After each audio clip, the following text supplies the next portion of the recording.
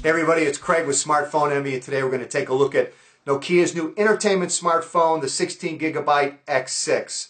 This is a follow-up or successor to the real popular Nokia 5800 Express Music. They've done some nice upgrades on this phone. We're going to talk about all of those, as well as if you want the full specs on this phone or video reviews of other smartphones, stop by smartphoneenvy.com. All right, let's take a closer look at Nokia's entertainment smartphone, the 16GB X6. Okay, so here's our Nokia 16GB X6. It's a quad-band GSM phone, tri-band 3G. North American version will run on AT&T's 3G network. The phone weighs 122 grams. One of the big differences between the X6 and the 5800 is the build quality. Build quality on the X6 is outstanding, primarily metal with very high-grade plastic, has a scratch-resistant glass surface. If you take a look around the phone, on the bottom of the phone is the microphone. On the left-hand side is a SIM card cover along with two stereo speakers. On the top is a micro USB port for syncing and transferring data, 3.5mm headphone jack, charging port, as well as the on and off switch.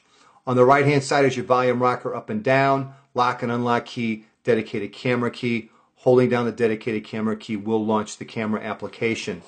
On the back of the phone is a 5-megapixel camera with Carl Zeiss optics. It's autofocus, dual LED flash, as well as geotagging. It also shoots VGA video at 30 frames per second. Underneath the battery cover is a 1320 milliamp battery. On the front of the phone in the upper right hand corner you have a video camera for video phone calls.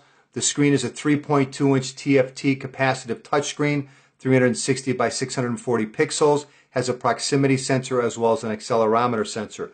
Down at the bottom of the phone you have three keys, your end key, your menu key, and your call key. The phone has 128 megabytes of RAM, 16 gigabytes of internal storage, has Wi-Fi B and G, Bluetooth version 2 with A2DP. It runs on the Symbian operating system version 9.4 Series 60 Release 5 and has an ARM 434 megahertz processor. Let's take a quick look at the user interface. There are some interesting shortcuts here on the home screen of the phone. There's an entertainment shortcut up here on the upper right. Get a drop-down menu, easy access to your music, your gallery, your shared programs, your video, as well as the internet. There's also a connectivity shortcut that will open up the application for your wireless LAN, Bluetooth, and USB. Also, by touching on the date, gives you a shortcut to open a calendar or change your current profile. Touching on the clock will open up the clock application, allowing you to set a new alarm or work with the world clocks. Below that, you can set up icons for your contacts. And opening one of those up, it'll allow you to make a direct phone call to that contact, send an SMS, MMS, audible, or email message. Also set up an RSS feed, and it also keeps track of your recent activity with that contact. Below that, this allows you to set up your email accounts and view how many emails you might have opened or unopened, as well as your latest emails. Below that, it will show your music application. Let me do that real quick so you can see it. And there you go. Below that, you have 4 more icons that you can set up for shortcuts to applications, along with 2 other application shortcuts you can set up at the bottom of the screen. One thing I do want you to listen to, again, as far as the music applications, the speakers on this phone, because they really are amazing.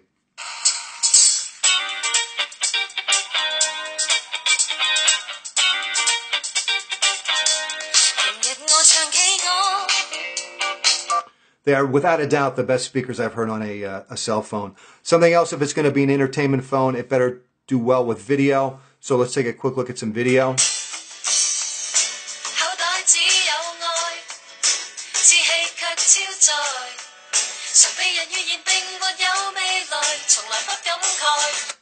And you can see with the resolution of the screen and the sound of the speakers that it works very well in looking at video.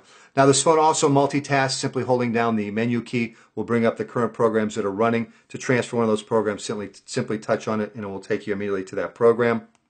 Hold it down again, touch on the home key, and it'll take you back to the home.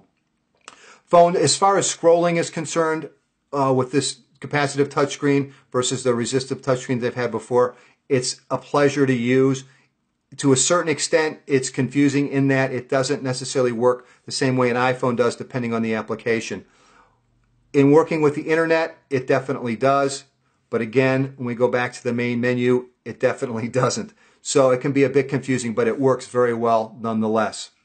Anyway, there's a quick look at the Nokia 16GB X6. Hope this has been helpful, and take care.